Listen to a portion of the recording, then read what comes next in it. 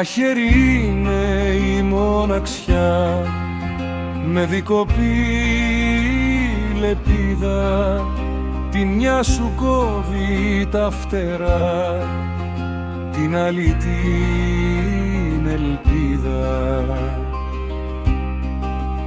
Κι όταν στα κόψει και τα δυο, την αίσθηση θα χάσεις, θα είσαι ένα ερείπιο,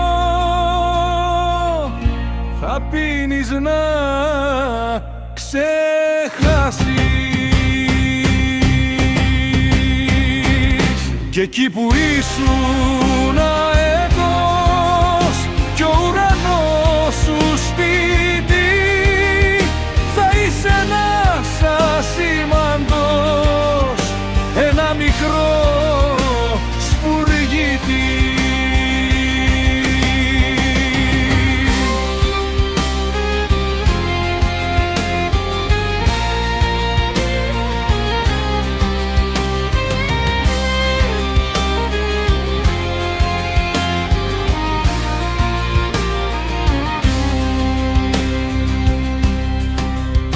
Με λαβωμένο εγωισμό και τα φτερά κομμένα, την πληγωμένη σου καρδιά θα ψάχνεις τα χαμένα.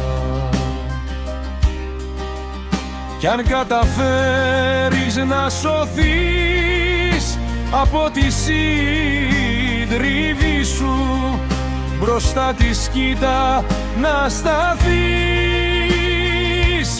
να δείξεις την πυγμή σου. Γιατί δεν θα σε αετός κι ο ουρανός σου σπίτι, θα γίνεις πια σήμαντος, ένα μικρό